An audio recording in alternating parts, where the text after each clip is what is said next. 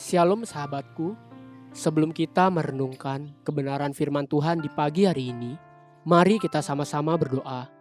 Tuhan yang baik, kami mengucap syukur atas kebaikan-Mu, berterima kasih atas anugerah-Mu terhadap kehidupan setiap kami. Bapa, terus jamah hati setiap kami, agar hati kami boleh siap menerima firman-Mu. Kuasai hati dan pikiran kami ya Bapa. Haleluya, amin. Pagi hari ini, kita akan merenungkan kebenaran firman-Nya dengan tema sia-sia oleh kekerasan hatinya sendiri. Mari kita buka Alkitab di dalam kitab Keluaran 14 ayatnya yang pertama sampai keempat.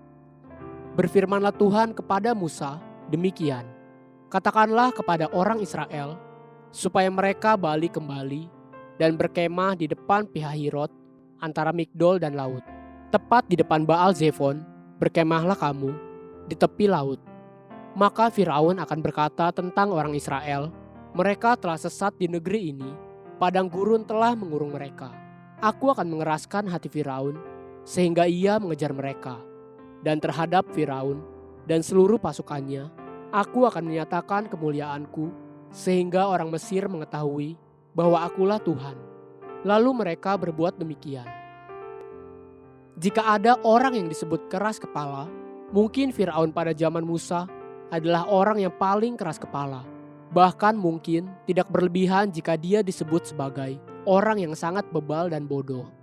10 kali Firaun menerima peringatan dan hardikan Tuhan, tapi 10 kali juga Firaun telah mengeraskan hatinya. Sampai sekalipun anak sulungnya mati karena kebodohan dan kekerasan hatinya, namun tetap saja pada setelah lewat tulah ke-10, Firaun masih mengeraskan hatinya. Kemudian Tuhan melakukan sesuatu setelah lewat tulah yang ke-10 dan setelah Musa dan seluruh orang Ibrani pergi meninggalkan Mesir. Keluaran 14 ayat yang kedua sampai yang ketiga berkata demikian. Katakanlah kepada orang Israel supaya mereka balik kembali dan berkemah di depan Pihahirot antara Migdol dan laut, tepat di depan Baal Zefon. Berkemahlah kamu di tepi laut. Maka Firaun akan berkata tentang orang Israel, mereka telah sesat di negeri ini, padang gurun telah mengurung mereka. Kenapa Tuhan harus mengajar Musa dan orang Israel untuk berbalik kembali dan berkemah di laut Teberau? Hal itulah yang telah membuat Firaun berpikir bahwa orang-orang Ibrani telah tersesat di negeri itu dan padang gurun telah mengurung mereka. Dengan demikian, Firaun yang telah dan berkali-kali mengeraskan hatinya, kemudian mengejar orang-orang Ibrani. Itulah hari kematian bagi Firaun.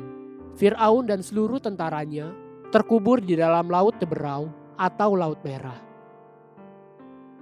Seorang yang keras kepala dan degil hatinya seperti Firaun, mungkin dia tidak akan pernah mau merendahkan diri sampai dia benar-benar tidak mampu lagi berbuat apa-apa. Dan orang seperti itu seringkali saat dia benar-benar tidak mampu lagi adalah saat dia sudah benar-benar kehilangan nyawanya sendiri. Sejarah dunia mencatat orang-orang yang bengis dan kejam seperti itu. Adolf Hitler, Joseph Stalin, Benito Mussolini, dan masih banyak lagi. Semua mereka berhenti berbuat kejahatan hanya ketika mereka sudah tidak berdaya lagi atau mati. Mungkinkah Firaun memang tidak pernah ada niat untuk bertobat dan melembutkan hatinya? Jika nantinya Musa dan orang Ibrani berjalan berputar-putar di padang gurun dalam waktu mereka keletihan dan kehausan, mungkin saat-saat seperti itu bisa saja dimanfaatkan oleh Firaun untuk menghabisi orang-orang Ibrani. Pada akhirnya dapat disimpulkan bahwa Firaun telah terbunuh oleh kedegilan dan kekerasan hatinya sendiri. Haleluya, sahabatku, mari kita sama-sama berdoa. Terima kasih Bapa Surgawi, ajari aku untuk melembutkan hatiku. Ajari aku untuk melembutkan hatiku, agar aku selalu layak hidup di hadapan-Mu. Amin. Jesus loves you, and so do I.